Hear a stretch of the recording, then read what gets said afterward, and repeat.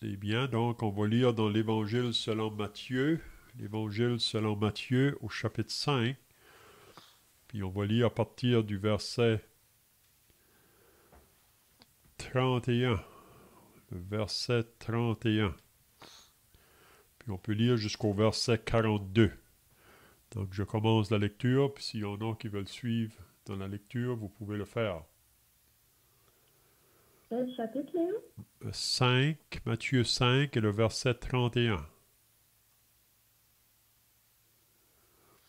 Donc on lit, il a été dit que celui qui répudie sa femme lui donne une lettre de divorce.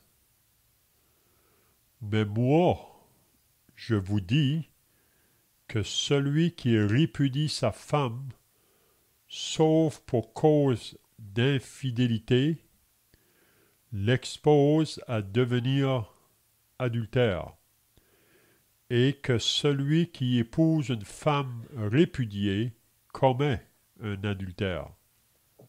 Vous avez encore appris qu'il a été dit par Dieu, tu ne te parleras point, mais t'acquitteras envers le Seigneur de ce que tu as déclaré à moi. Mais moi, je vous dis de ne juger aucunement, ni par le ciel, ni par ce que fait le trône de Dieu, ni par la terre parce que c'est son marchepied, ni par Jérusalem parce que c'est la ville du grand roi. Ne jure pas non plus par ta tête, car tu ne peux rendre blanc ou noir un seul cheveu. Que votre parole soit oui, oui, non, non. Ce qu'on y ajoute vient du mal. Vous avez appris qu'il a été dit œil pour œil et dent pour dent. Mais moi je vous dis de ne pas résister aux méchants.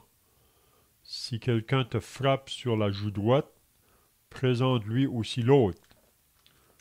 Si quelqu'un veut plaider contre toi et prendre ta tunique, laisse-lui encore ton manteau. Si quelqu'un te force à faire 1 000, fais-en 2 avec lui. Donne à celui qui te demande et ne te détourne pas de celui qui veut emprunter de toi. Vous avez appris qu'il a été dit, tu aimeras ton prochain et tu haïras ton ennemi.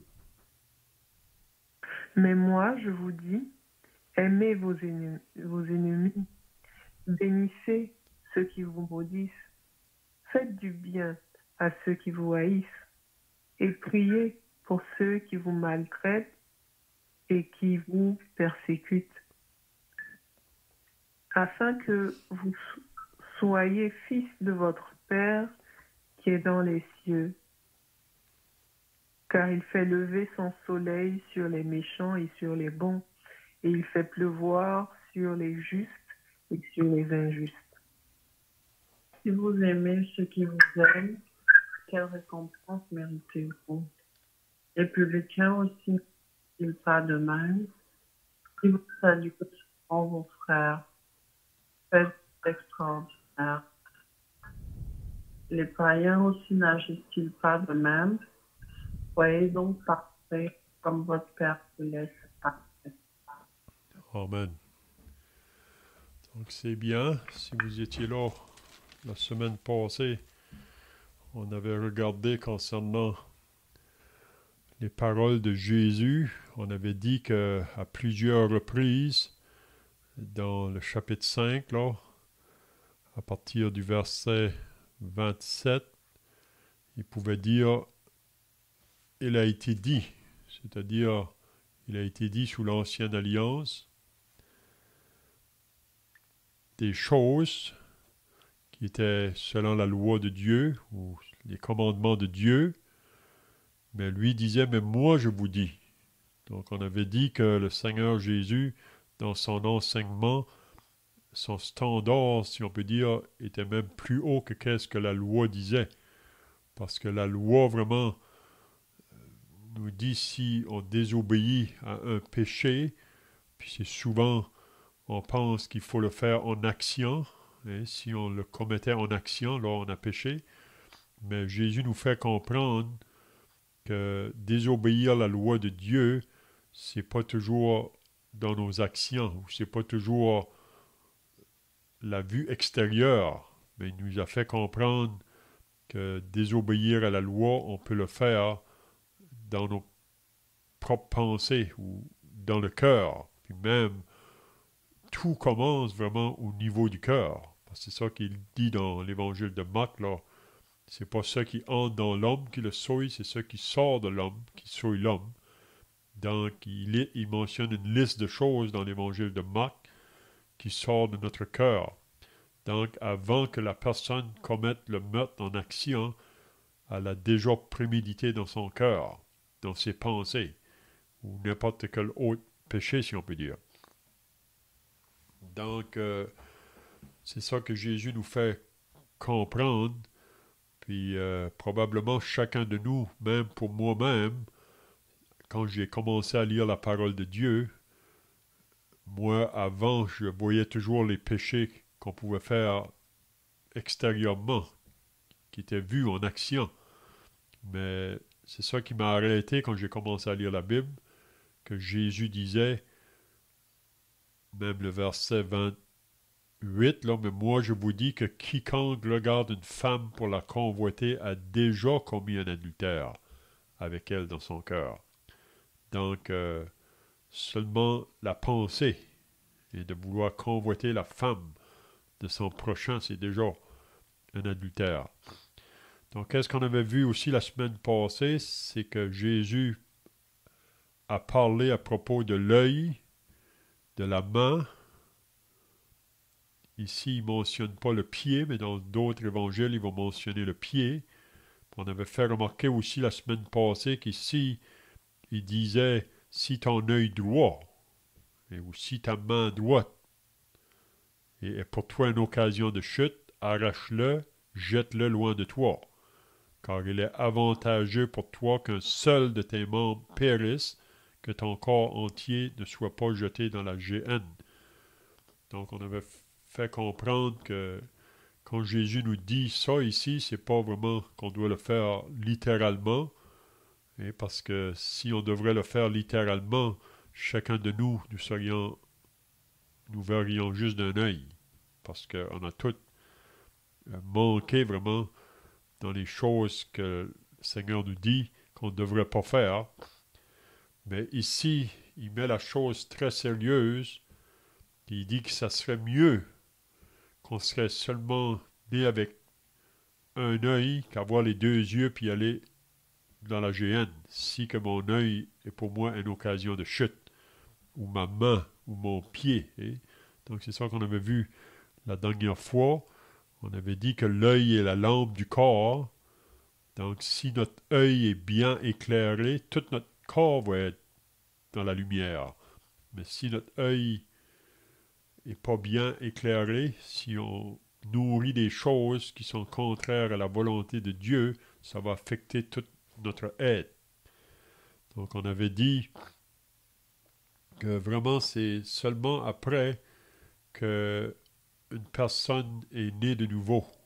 Avant d'être sauvé, on ne peut pas arrêter notre œil de péché. Mais après qu'on est sauvé, c'est vrai qu'on a toujours la nature charnelle en nous.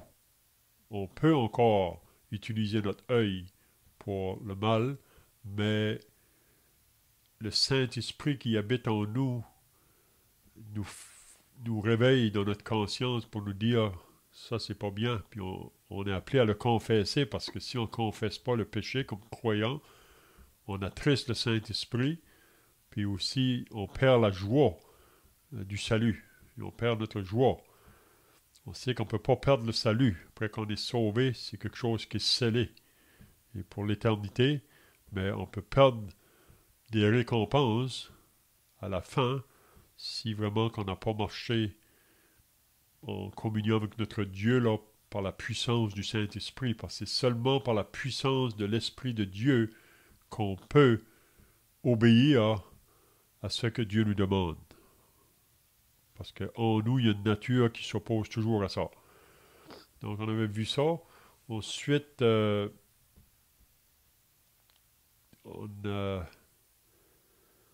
qu'on va voir ce soir, c'est concernant, à partir du verset 31, là. Mais avant de commencer là, peut-être que si quelqu'un a d'autres choses à ajouter, là, de ce qu'on a vu dans les derniers jours, dans la dernière semaine, vous pouvez le faire. Hein. Sinon, on va commencer au verset 31. Donc, le verset 31, il a été dit que celui qui répudie sa femme lui donne une lettre de divorce. Donc, sous l'Ancienne Alliance, Jésus dit, il a été dit que celui qui répudie sa femme lui donne une lettre de divorce. Mais moi, je vous dis que celui qui répudie sa femme, sauf pour cause d'infidélité, l'expose à devenir adultère, et que celui qui épouse une femme répudiée commet un adultère. Mais si vous voulez, là, on va lire au chapitre 19 de Matthieu pour comprendre plus qu'est-ce que Jésus veut nous dire. On va aller dans Matthieu 19 et on va lire du verset 1 jusqu'au verset 12. Donc je commence la lecture, vous allez suivre.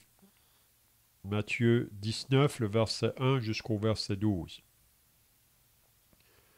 Lorsque Jésus eut achevé ses discours, il quitta la Galilée et alla dans le territoire de la Judée au-delà du Jourdain. Une grande foule le suivit, et là il guérit les malades. Les pharisiens l'abordèrent et pour lui tendre un piège, ils lui dirent, est-il permis à un homme de divorcer de sa femme pour n'importe quel motif? Il répondit, n'avez-vous pas lu que le Créateur, au commencement, a fait l'homme et la femme? Et qu'il dit, c'est pourquoi l'homme quittera son père et sa mère et s'attachera à sa femme. Et les deux deviendront une seule chair. Ainsi, ils ne sont plus deux, mais ils sont une seule chair. Que l'homme donc ne sépare pas ce que Dieu a joint. Pourquoi donc, lui dirent-ils, Moïse a-t-il prescrit de donner à la femme une lettre de divorce et de la répudier? Il leur répondit, c'est à cause de la dureté de votre cœur que Moïse vous a permis de répudier vos femmes. Au commencement, il n'en était pas ainsi. Je vous dis, lui qui répudie sa femme, sauf pour infidélité, et qui en épouse une autre, commet un adultère. Ses disciples lui dirent, si telle est la condition de l'homme à l'égard de la femme, il n'est pas avantageux de se marier. Il leur répondit, tous ne comprennent pas cette parole, mais seulement ceux à qui cela est donné. Car il y a des eunuques qui le sentent dès le ventre de leur mère. Il y en a qui le sentent devenu par les hommes. Il y en a qui se sentent rendus tels eux-mêmes à cause du royaume des cieux, que celui qui peut comprendre, comprenne. Donc, si on retourne au verset 31 du chapitre 5, que celui qui répudie sa femme lui donne une lettre de divorce. Donc Jésus dit, il a été dit. Oui.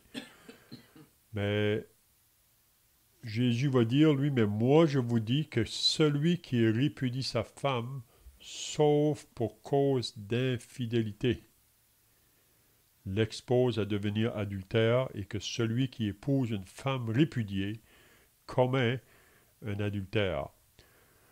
Donc, si vous avez déjà regardé le sujet, vous allez remarquer que dans les autres évangiles, la mention sauf pour cause d'infidélité n'est pas mentionnée quand Jésus parle du même sujet. Donc ici, la raison qui mentionne probablement cette clause-là, c'est parce que Matthieu, vous savez, écrit son évangile aux Juifs. c'est surtout adressé aux Juifs, c'est pour les autres aussi, là, mais on peut voir que Matthieu, son évangile est plutôt adressé au peuple juif, tandis que Marc, il va l'adresser,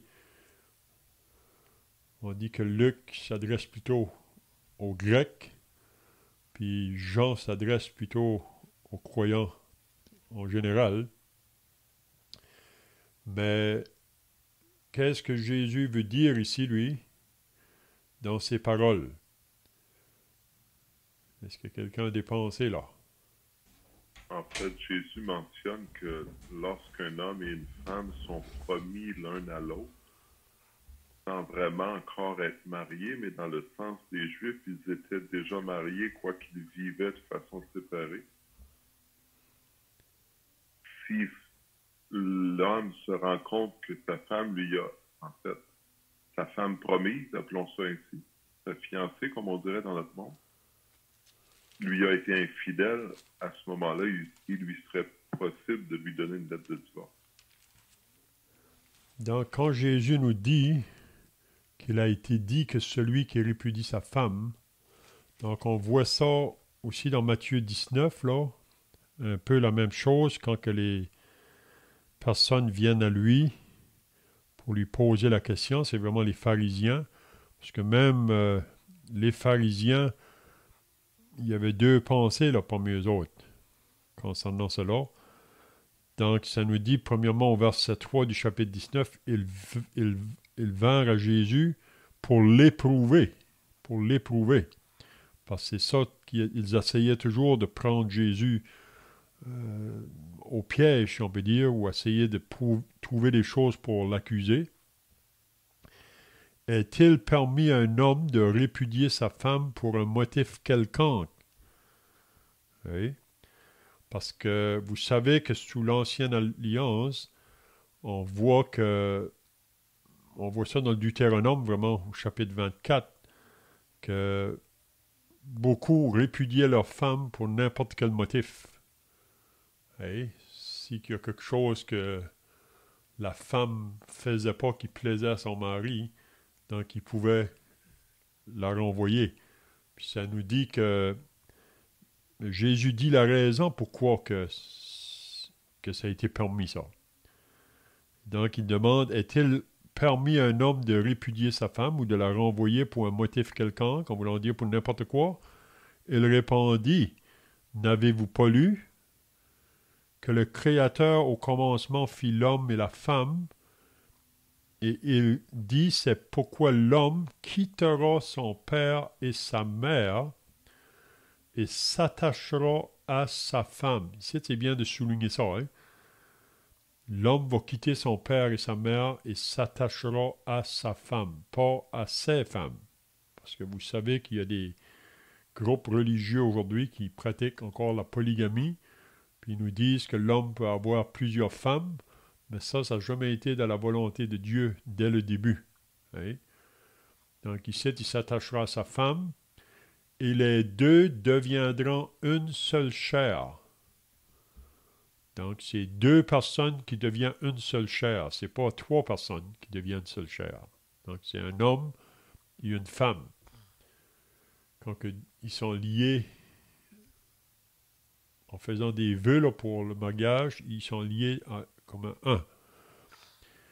Ainsi, ils ne sont plus deux, mais ils sont une seule chair. Donc, qu'est-ce qui était dit au commencement? Que l'homme donc ne sépare pas ce que Dieu a joint. Donc, c'est ça, la volonté de Dieu dès le début. Donc, Jésus répond exactement à leur question, là. Est-ce qu'on peut répudier pour n'importe quel motif? Non, que l'homme ne sépare pas ce que Dieu a joint. Mais là, la question est, pourquoi donc, lui dire-t-il, Moïse a-t-il prescrit de donner à la femme une lettre de divorce et de la répudier? Donc, pourquoi que Moïse a prescrit ça? Mais Jésus le dit, la raison pourquoi. C'était pas la volonté de Dieu, ça. Et la volonté directive de Dieu.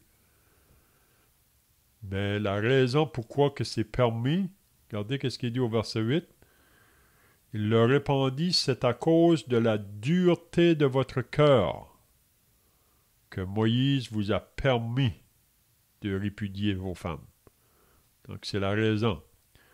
Puis une des raisons, c'est parce que la femme, vous savez, elle n'avait pas grand-chose à dire dans ces jours-là. Puis c'est souvent le mari qui dominait. Puis il cite la raison probablement que Moïse a permis ça, c'est pour préserver la femme, parce qu'un homme pouvait être très dur sur sa femme. Oui? Mais il dit, c'est à cause de la dureté de votre cœur que Moïse vous a permis de répudier vos femmes. Au commencement, il n'en était pas ainsi. Donc, c'était pas comme ça au commencement. Ça n'a jamais été la volonté de Dieu que l'homme répudie sa femme. Oui? Donc, la volonté directive de Dieu ne veut pas que l'homme répudie sa femme. Même ça dit que Dieu est la répudiation. Mais la raison que Moïse l'a prescrit, c'est parce que l'homme, à cause de son cœur mauvais, son cœur dur, il a permis pour protéger la femme, si on peut dire. Donc, est-ce que vous avez d'autres pensées ici, là, ou d'autres des questions? Vous pouvez le faire. J'ai une question. Est-ce que ça veut dire que en répudiant la femme, elle est comme libre? Est-ce que c'est ce que ça veut dire la répudiation pour la protéger libre de se remarier? Mais dans Matthieu 5, il nous dit vraiment, si que l'homme répudie sa femme, qu'est-ce que ça l'expose? Ça va l'exposer à devenir adultère, parce que le lien du mariage, c'est pour la vie. Donc, le moment que quelqu'un part, si la femme va partir, puis elle va aller prendre un autre homme, donc, elle est exposée vraiment à devenir adultère, que Jésus dit. Hein? Donc, c'est jamais la volonté de Dieu que l'homme répudie sa femme, jamais. Parce qu'en faisant ça, même on peut lire les autres passages ailleurs, là. Ce que je vous disais tout à l'heure, là, que c'est seulement dans Matthieu qui dit ça, qui donne la clause, là. On va aller lire dans Marc au chapitre 10. Marc au chapitre 10.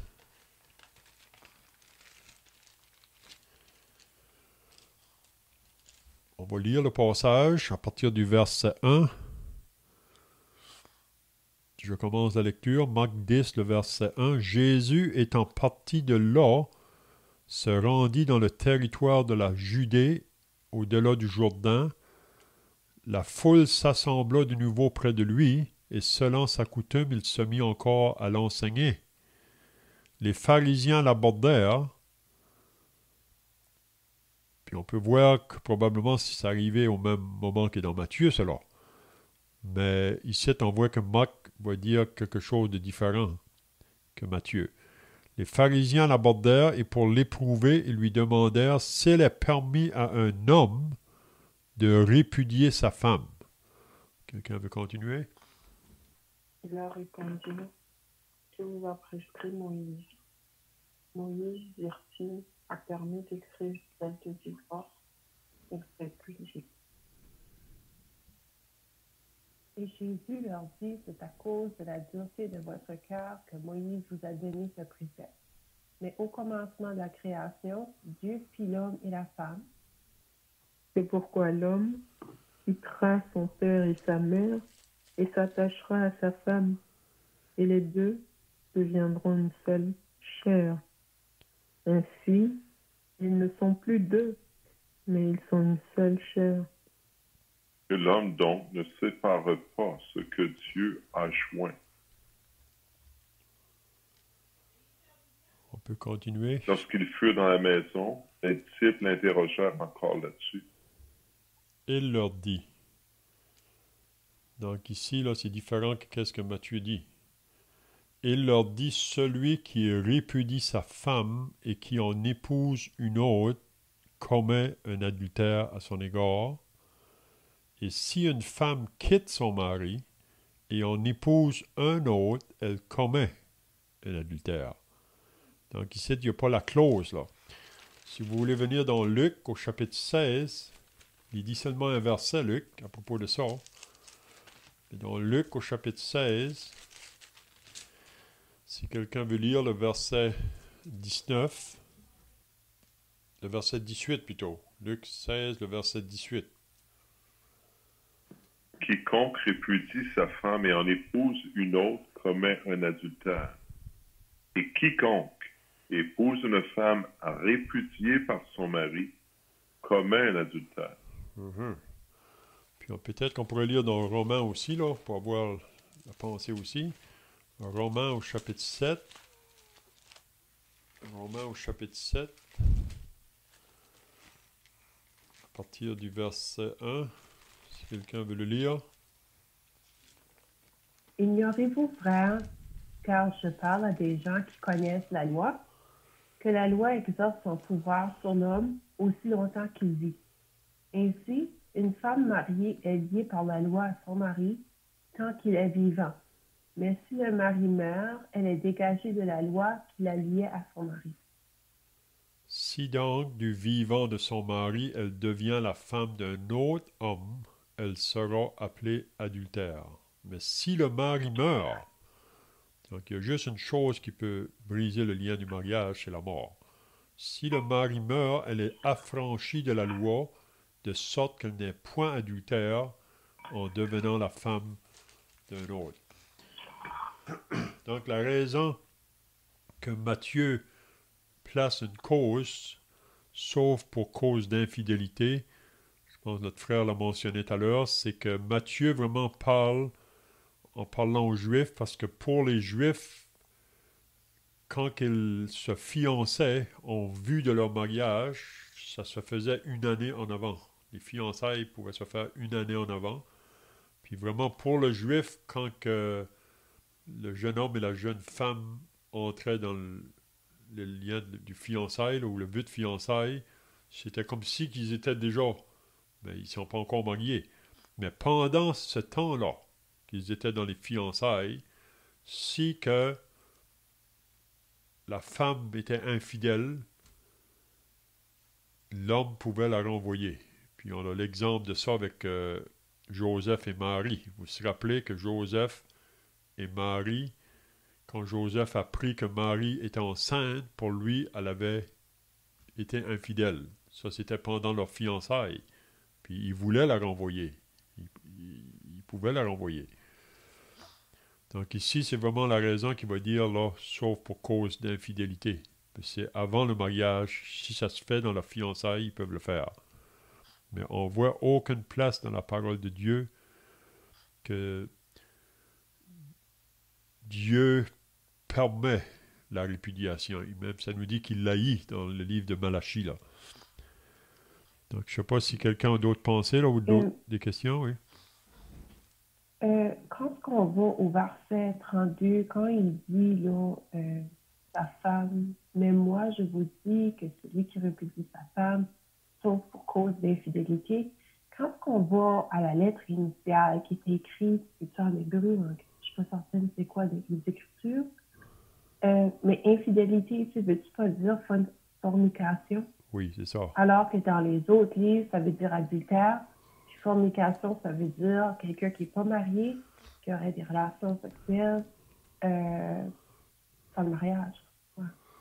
Oui, c'est ça. C'est là le mot, je pense, qui est différent. Là, si on le regarde, comme tu dis, là, comme il faut, dans qu'est-ce qu'il dit dans le grec, c'est ça que ça veut dire. Ici, c'est plutôt pour cause de fornication. Parce que l'adultère, vraiment, c'est après qu'on est rentré dans le lien du mariage. C'est là qu'on peut commettre l'adultère. Donc, je ne sais pas si que quelqu'un a d'autres pensées, là. Ben, je pensais peut-être au fait qu'aujourd'hui même, j'écoutais un monsieur, le monsieur il se dit chrétien, mais en raison de sa culture, il croit en la polygamie. Donc il se dit chrétien puis il croit en la polygamie. Je sais qu'ici on est en train de parler du divorce. Mais il y a peut-être un point commun que je verrais, en tout cas là-dedans. C'est que quand un homme répudie une femme qui se met avec une autre, Dieu considère que c'est une infidélité. Mais dans le cas de la polygamie, il s'agit d'un homme qui ne repudie pas sa femme. Donc il garde sa femme et puis il a une deuxième femme en plus, et voire même plus que deux. Et c'est Malachie au chapitre 2, du verset 13 à 15, je pense, qui m'avait un peu aidé là-dessus. C'est vrai qu'en lisant ici et là dans les Écritures, déjà c'est difficile de voir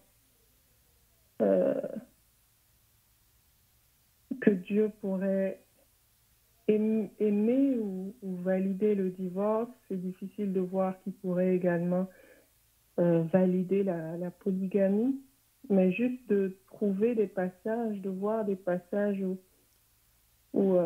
qui peuvent nous aider. Puis dans le cas de la répudiation ou du divorce, comme tu disais, il y a Joseph qui appelle Marie sa femme. On parle de sa femme déjà dans la parole, alors qu'il n'était pas encore marié. Donc c'était quand même quelque chose de sérieux que d'être fiancé. Mais ils n'habitaient pas ensemble, Joseph et Marie. Ils ne s'étaient pas encore connus. Et dans ce sens-là, si Marie avait été avait forniqué, donc si elle avait commis un péché avec un monsieur, ça aurait été une fornication et non un adultère, puisqu'elle n'était pas encore mariée. Et en ce moment-là, c'est ça qu'on voit ici, et, sauf pour cause d'infidélité, comme Annick disait, dans d'autres langues ou versions de la Bible, ça dit sauf pour fornication. Mais ça dit pas sauf pour adultère. Parce que c'est comment je vais dire ça? C'est en divorçant avec une femme qu'on a déjà mariée, là on l'expose à l'adultère parce qu'on l'a déjà connue, cette femme-là. Mais dans le contexte des Hébreux, on était fiancés, on prenait ça déjà comme sérieux d'avoir franchi l'étape de fiançailles, clairement. Mais ça allait juste être une fornication, bien que c'est un péché, ça allait pas être l'adultère. Maintenant, pour la polygamie, quand je dis que Malachie 2 m'avait un peu aidé là-dessus aussi, c'est parce que, excusez-moi, j'ai l'impression déjà de parler trop, mais j'espère qu'il y a peut-être des aides aussi que vous pouvez rajouter là-dedans ou autre. Mais c'est que ce chrétien aujourd'hui, par exemple, il se dit chrétien, alors c'est pour ça que je dis chrétien. Il se dit chrétien, ce monsieur, et partant pour la polygamie, et il revendique ça comme étant culturel de chez lui et valable et tout ça. Mais Malachie m'a aidé dans ce sens que dans Malachie, il y a l'histoire d'Abraham qui est touchée assez vite là, pour dire que Abraham a pris Agar, qui était la servante de Sarah, avec un reste de bon sens. Ça veut dire il ne l'a pas fait avec bon sens, il l'a fait juste avec un reste de bon sens parce que, comme Malachie dit, parce qu'il voulait avoir la postérité pour Dieu. Donc, ce peu de bon sens-là, si on peut appeler ça comme ça, ou comme la Bible dit, ce reste de bon sens est la raison pour laquelle il a accepté Agar. Mais même à ça, dans Malachie, c'est en train de parler dans un contexte d'infidélité et ça ne valide pas ce que Abraham a fait pour autant. Et dans l'Ancien Testament, les autres personnes qui ont eu des femmes multiples, ce n'est pas des exemples pour autant non plus. Et puis, dans le cas d'Abraham, donc, c'est de l'infidélité avec consentement. Donc, la première femme qui est Sarah était consentante qu'il aille vers une autre femme. Donc, même dans ce cas d'infidélité-là, Dieu appelle ça toujours de l'infidélité. C'est toujours pas quelque chose qu'il approuve, malgré le fait que Sarah, non seulement elle était consentante, mais c'est elle-même qui a eu l'idée, qui a dit à Abraham, tu prends ma servante et puis comme ça, tu vas avoir l'enfant que Dieu t'a promis en quelque sorte. Mais même à ça, Dieu, on va revenir là-dessus comme étant dans le contexte de l'infidélité. Donc, je ne sais pas si vous voyez un peu les liens que je vois avec tout ça, mais je voulais juste partager ça un peu. Mm-hmm. Oui, moi, je comprends exactement qu'est-ce que tu veux dire. Même, on sait que j'ai eu une discussion même ce soir, juste avant l'étude, là, concernant cette pensée-là qui est dans le monde, là, dans plusieurs sectes religieuses ou même dans les religions, concernant la polygamie. Mais je faisais comprendre que quand Abraham a été avec la servante, c'était pas la volonté de Dieu. Parce que l'enfant qu'il a eu avec la servante, ça a été produit par la chair et non pas par l'Esprit de Dieu. Abraham, on peut dire, a failli, il s'est laissé détourner parce que Dieu y avait fait une promesse qu'il allait lui donner un fils, mais là, vous savez qu'il est rendu à 85 ans maintenant, puis Sarah est rendue à 75 ans, donc ils ont probablement des doutes, il peut avoir des pensées de doute, donc c'est pour ça que Sarah dit il faut aller. Mais ça, c'était pas le fils de la promesse. Et c'est juste à 100 ans qu'Abraham et Sarah ont enfanté, puis le fils de la promesse est venu. Puis vous savez que ça a été une grosse trouble, ça. La décision qu'Abraham a prise là avec Sarah d'aller avec la servante, parce que c'est depuis ce temps-là vraiment qu'il y a guerre dans le monde entre les Arabes et les Juifs. Et ça a amené une grosse affaire jusqu'à aujourd'hui. Donc c'est là qu'on voit, si on désobéit à la loi de Dieu, ça amène beaucoup de difficultés. Oui. Donc je ne sais pas si quelqu'un d'autre pensait ici, là. En fait, il y aurait vraiment beaucoup de choses à dire là-dessus. On a beaucoup de textes dans l'Ancien Testament où on voit des hommes de Dieu qui ont plus qu'une femme. On peut penser au roi David, par exemple, et même, malgré qu'il avait plusieurs femmes, David a commis l'adultère avec Bathsheba et comble du malheur, si on peut dire, après cela, après avoir fait tuer son mari, il a pris sa femme pour devenir sa propre femme, pour cacher l'adultère qu'il avait commis avec cette femme-là. Et David était répréhensible, était digne de mort pour ce qu'il avait fait. Et Dieu n'a pas approuvé ces choses-là. Cependant, Dieu a dit aussi à David, si tu avais voulu donner, si tu avais voulu d'autres femmes, je t'en aurais donné. Donc, il y avait, au commencement, Dieu a clairement dit, l'homme s'attachera à sa femme. Ça, c'est le pur commandement de Dieu. Et lorsque Jésus a parlé du mariage, il est lui aussi remonté au commencement, avant que le péché se mette à tout dégénérer. Et quand le péché rentre dans le décor, ça rend les choses très compliquées. Mais le commandement de Dieu demeure simple et clair. Un homme et une femme. L'homme s'attache à sa femme. Et cette réalité de la polygamie, elle s'est propagée chez les hommes. Elle a commencé à quelque part et elle s'est répandue. Parce que, comme de raison, il y en a qui trouvent que c'est une bonne idée. C'est attirant peut-être pour certains. Néanmoins, on voit que dans le Nouveau Testament, c'est clairement quelque chose qui est condamné.